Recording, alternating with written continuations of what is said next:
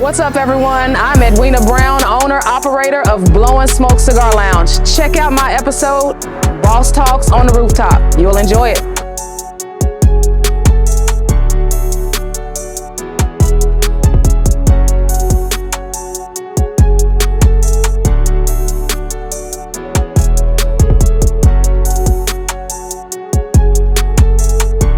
What's up, everybody? I'm Bryson Fowler. This is Boss Talks on the Rooftop, Season 5. Thanks for joining us. Like, subscribe. Now, today we have the greatest honor of introducing one of the biggest bosses out here in the cigar world, Miss Edwina Brown. How you doing? I'm great. How you doing? I'm all Thanks right. for having me. Thank you for coming on. Absolutely. Hey, I'm looking forward to it. First thing, your business is one of my major hobbies, so of course I always revel and marvel at being able to talk to somebody that's in the business, because I learn so much. Okay. And it's my hobby. It's what I want to do. Right. So You start out everybody's hobby and then you jump in there. Yeah, exactly. This episode is sponsored to you by Kingpin Luxury Cigar and Accessories. So drop by in on Instagram, drop by on the line at kingpinluxuryaccessories.com and pick you up a torch and a cigar cutter. So back to the real reason that we're here. It's Edwina Brown. Talk to us. Tell us what you have going. Tell us, about your journey a little bit. So, That is a loaded question. yeah, we're gonna get deep. Yeah, that's loaded. That's loaded. That's wide. So I am owner operator of Blowin Smoke Cigar Lounge. We are located in Lancaster. Oh, wow. Lancaster for the locals. Lancaster For the locals. Yeah. We're right off the service road of Pleasant Run on the Lancaster side of the northbound side of 35. Right. So I own a cigar shop there. We are actually coming upon 5 years in business. Wow. Congratulations. Thank you. We'll celebrate 5 years on November 11th, Saturday, November 11th. So we're turning 5. Turning 5. Yeah, so that's the next big thing. This is our second location. When I say that to a lot of people, they think we have 2 simultaneously. But we actually moved. The original location was in Duncanville. Right. So that's where we launched in 2018 in Duncanville, and then we transitioned the summer of 21 over to Lancaster. So we kind of got our feet wet. We're riding now, but there's still a lot of learning curves that we're going through, a lot of hoops and hurdles that we're having to jump through and over. But we're doing it. Yeah. We're doing it. Yeah, we're doing it. I by trade, I am a coach. I guess I'm a coach by trade. Right. I played a sport for a very long time. What sport you play? I played basketball. Yeah. Yeah, I played basketball to well in my 30s, and had the opportunity to dive right into college coaching shortly after. Let's not. That's why I told you it was a broad question. Let's not talk down or take, you know what I'm saying? Because guys, I don't think you understand. Coach was really her on the court. You know what I'm saying? You look her up, you'll see that she was really about that. Came out of what? The University of Texas. Boom. Hook 'em. The Right? University of Texas. Right. So, I'm not gonna let her just shine over her playing career, because she was really about that. So she went from playing in the league to playing in overseas, doing the thing. Yeah. So, I can't let you. That's I okay. can't We let can you gravitate back to it. But yeah, I just wanted to kind of generalize a synopsis, and we can dive into the specifics. Right. Yeah. So the reason that I went back to your playing time, right, is because as an athlete, we don't believe we have a shelf life, and we don't know, when our time is up for how long we can do what we do, right? So in that transition, when did you realize that, hey, this cigar world is home for you? Ooh. These questions. So the transition was, it was by happenstance, right? It kind of fell in my lap. I wasn't looking for it. I was taking what I thought was a hiatus, what I wanted to be a 1-year hiatus, and that's when I smoked my first cigar. Wow. Yeah, that was 2017. Really? That was 2017, spring, summer of 2017. I took that year, which will be 2017, 2018 school year, to just kind of vacation and kind of breathe. Because I've been playing since I was 7, 8 years old. Right. And, you know, competitively, once you get into high school, you know, all these AAU teams and you're playing 3-4 weekends nonstop, right? And then once you get into playing collegiately, that is your life. Yeah. So I've been going by someone else's timeline. They tell me where to be. They tell me when to go to class. They tell me when to go to weights, you know, things like that. Right. For a long time. And then right into coaching, and then that's even more strict on that side of the line. And then 2017, I said, I want to breathe. I want to go new places, see new things, meet people. Right. Because as an athlete, you know, your space is very sacred, and who you allow to enter that space, you know, is hard for a person to enter. So I'm like, you know what? I want to just kind of release some of these shackles, so to speak. Right. And so someone invited me to a cigar lounge, and I'm like, I don't know. And I went. And it wasn't maybe 2-3 months into it, consistently going, that I'm like, I really like this. Right. I really like this. And it just so happened that I went to a particular event. Started having conversation, as we do in Cigar Lounge. It could go any which direction. Right. And it turned into a business conversation that turned into, I think we need to set up a meeting, that turned into, I think I can help you. And that turned into me taking over a lounge that had closed. Right. Yeah. Right. Because I remember meeting you at the first lounge that you were at.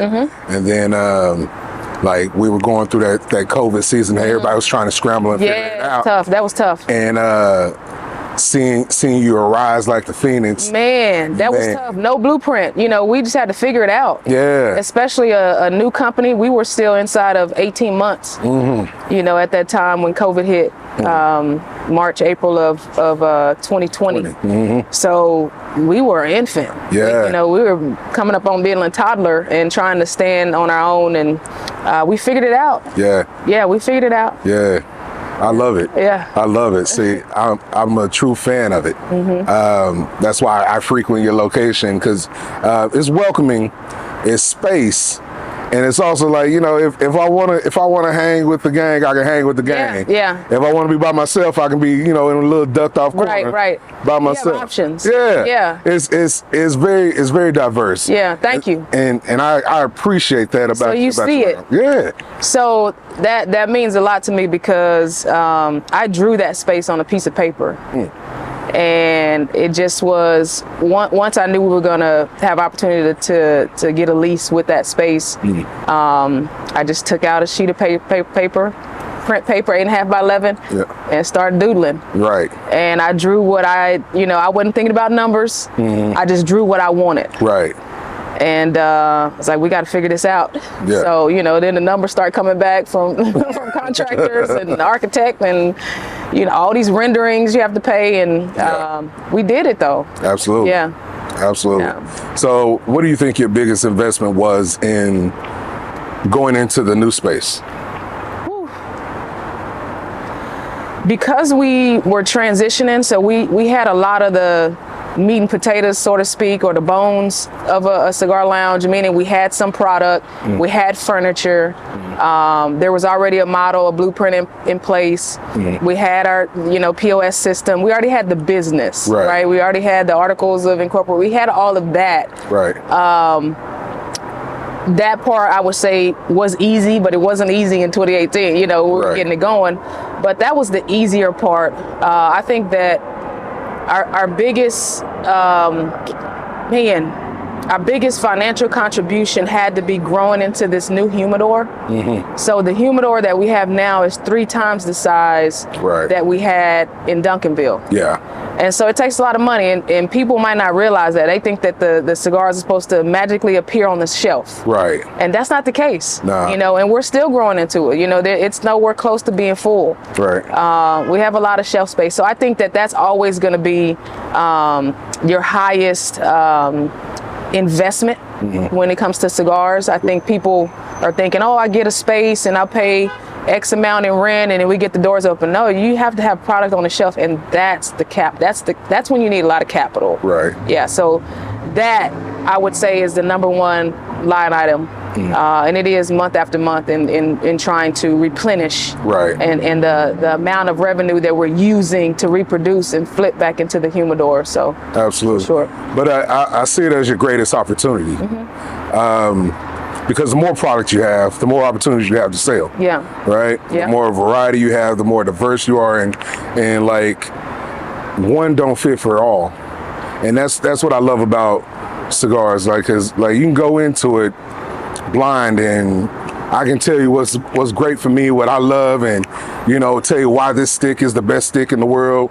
and you may hate it. Yeah, because our palates are different. Yeah. And so I love that the $6 stick, the $17 stick, it really don't matter. Yeah. It just depends on what fits you. Yeah, exactly. And so when I came into the Duncanville location, you were one of the ones that kind of schooled me on that, because your first question was like, what do you like to smoke? I don't know. Okay. Well, let's try something out, because this is good, this is decent. They're all really good sticks, but we got to see what your palate's like. And so that little consultation there that you gave me has stuck with me for the past few years, because I'm like, okay, I'm not gonna just stick with one. I'm gonna stick with trying new ones. Try new ones out. That's how you widen, what do you say, broaden your horizons, right? That's what we say. So that's how you widen your palate. It's the same with food. It's the same with wines, even cheese. Right. Most of us know cheddar cheese or Kobe cheese, but there's so many other cheeses. But once you start trying them, and your palate kind of gets that desire to want something different, or maybe you like spicy, or maybe you like sweet, or maybe you like smooth, which that is a broad term. People say, I want something smooth. Well, there's a lot of smooth cigars. Right. But you have options. That's what I love about walking in a humidor. You have options, as long as there are options inside of the humidor. And like I said, that's what takes a lot of money. Yeah. Absolutely. Like cigar industry is not a cheap industry. Not at all. Yeah. Not at all. So I tell a lot of people, like you nailed on the head when you said, like, yeah, I was just trying cigar and I ended up loving it. That's how my journey began, because I hate golf. Like, so the cigar world is my golfing. Like, don't take me out on the back nine. Don't do that. We can go top golf. We can tee off and top golf all day. But do not take me to an 18 hole, because I'm gonna be ready to go. I'm the guy smoking a cigar, drinking on the back of the golf cart. That's me. I hate golf. So cigar world is really where I lean toward. That's why I really frequent your location. Like, whether I'm in and out getting my sticks and going, or if I'm just gonna chill and watch the game, that's what I do. Right. I don't really do anything else. Right. So everyone's like, you don't get out. You found your hobby. Yeah. You found what you love, and you just stick to it. Yeah. So it cut out a lot of other hobbies, because the cigar world ain't cheap. At all. Yeah, at all. It's a what we call a disposable income hobby. So now there are some where you can go in and buy, the $6, $7, and those cigars are high quality. Right. But if you're gonna do this consistently, and you're smoking multiple a day, it's a disposable income hobby. Absolutely. Yeah. Absolutely. So, your favorite day that you host out throughout the week at your lounge, which one is it? I don't have a favorite day. Really? No, I don't have a favorite day. If I had to just say a favorite day, I know you're actually looking for a day of the week, but my favorite day is the highest sales day. That's my favorite day. Facts. So I love that. I love that. I love that. That's a Thursday and there's 7 people in there, but they all bought boxes. That's my favorite day. That's a favorite. So Yeah. that's why I call it boss lady. All business. Yeah. You know what I mean? Yeah. But no, we do a lot of fun stuff, and we do it on different days. So I really couldn't pick a favorite day. Okay. Yeah. Okay. I love the karaoke nights. Do you? Yeah, I love the karaoke nights. As get to see everybody else enjoying themselves, and no judgment. Get out there, sing your heart out. It gets a bit rowdy in there. Yeah. Yeah. That's what I like. People love that. Yeah. People love it. I like a little noise, and then everybody go back to their own little space, and it simmer down a little bit. But and I actually fought it for a while. It was an idea that came, and I didn't want to do it. Why?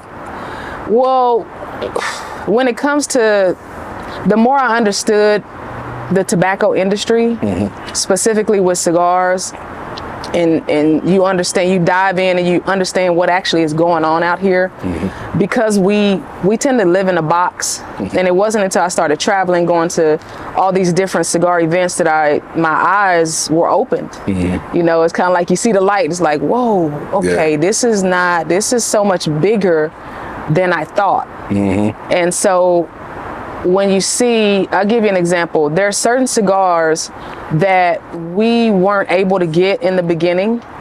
And it wasn't until I started going to these conventions and started meeting these different owners and companies and reps, to where they're like, okay, you invested your money to fly out to meet us. We're going to open your account. Then they ask you where you're located. Dallas. What part of Dallas? So I'm thinking, why are they asking me these questions? Right. That's important to them, unfortunately. Yeah. And when you tell them, south of Dallas, they have more questions. So I say that to say, there are some of them that don't want to open accounts down in that part of town. Right. So when you put an event like that, which is not authentic to the cigar industry, it kind of gives them pause. Right. So even though this might be something that's good for my community, to come out, sing karaoke, kick it, hear a DJ dance, do whatever, which is what we tend to like in our community, the minority community. But when it comes to tobacco and cigars, with that industry, it's kind of frowned upon. Right. So you got to be cautious of that. Because I mean, it's more of an aristocratian type of vibe. That when we go into the cigar industry, that it's a little more buttoned up, polished. It is. You don't make too much noise. You just sit back and relax. Chill, have a conversation. Can't be too loud. Read a book. Play chess. So I think with Blowin Smoke, I didn't want to exclude it, but I had to figure out when to do it, how often to do it. Right. It couldn't be a every weekend thing. Like we can't turn up every weekend. Right. We just can't. First of all, that's a lot of work on me. Right. To plan and promote and put it together, to make sure we're properly staffed, and it's actually a lot of work on the back end of things, which is me.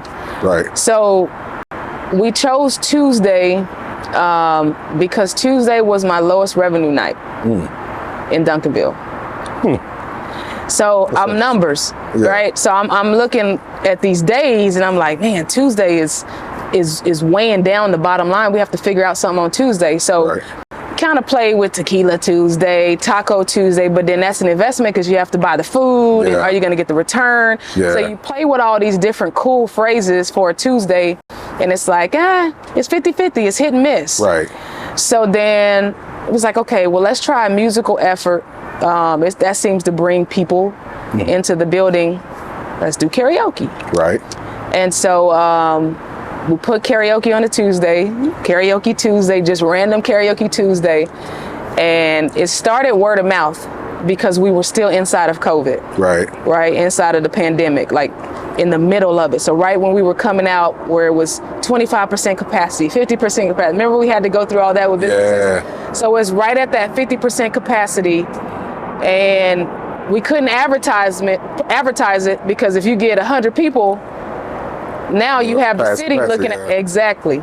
So we started word of mouth, and by the second, third week, it was standing room only. And it was like, okay, we have to watch this. We have to watch this. So I said it to say it was a huge hit from the beginning, and we have now been doing it 3 years. Nice. And it's really fun. It's really fun. You come in, vibe out, like after a hard Monday, Tuesday you're going into hump day. It's like it's a nice little mix.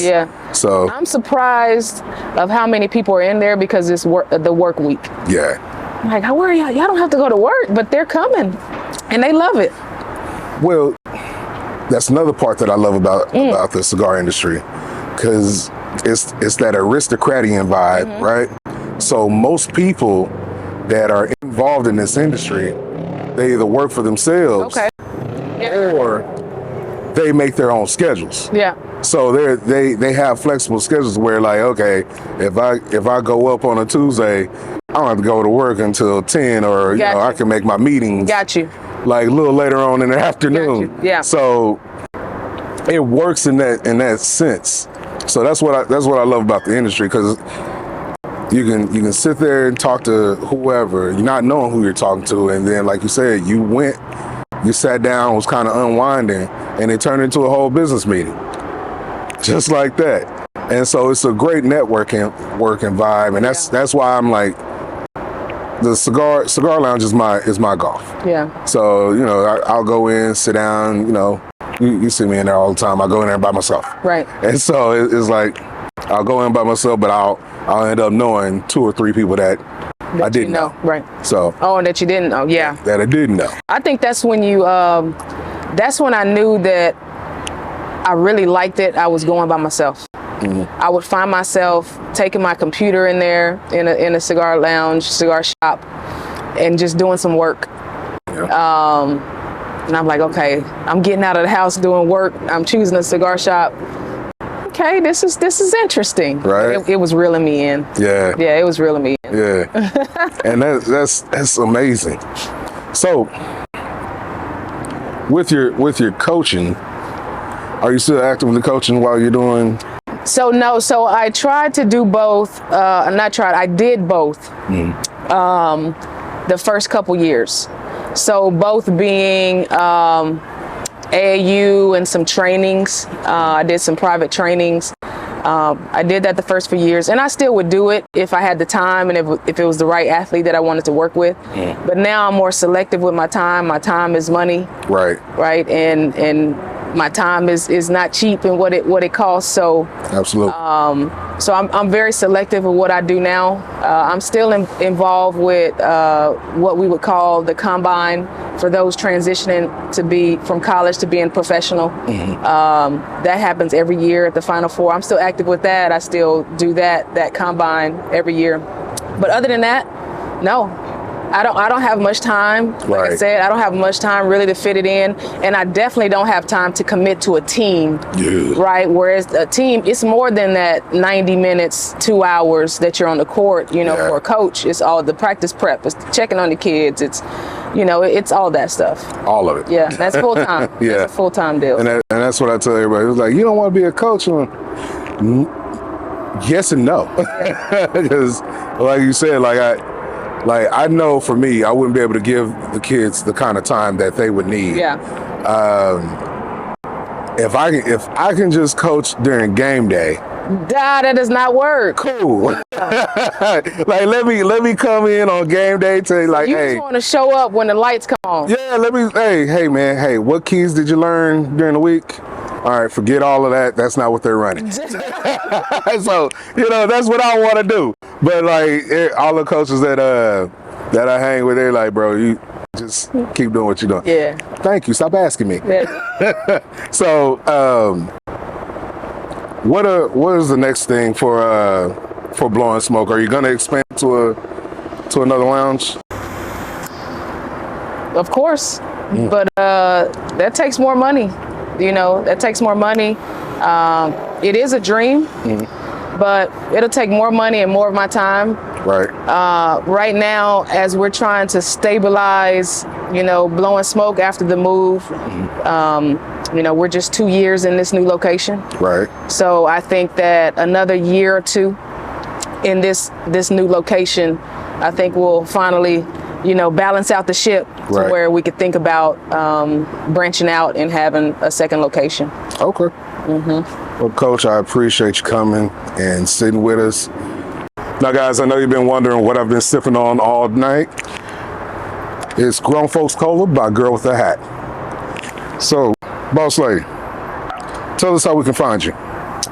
So, our actual physical location is 1604 North Interstate 35E.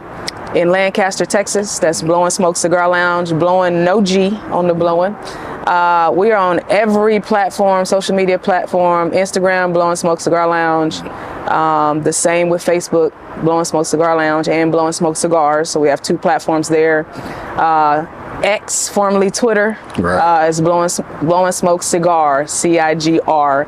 And we also have our website, Blowin Smoke Cigar Lounge, and you can buy all of our event tickets, all of our swag, any type of paraphernalia for our company is on blowinsmokeonline.com. Okay, cool. Now, guys, thank you for joining us. Remember, like, subscribe, share the page, and remember, storms don't last, but your home should. Peace. 2 fingers.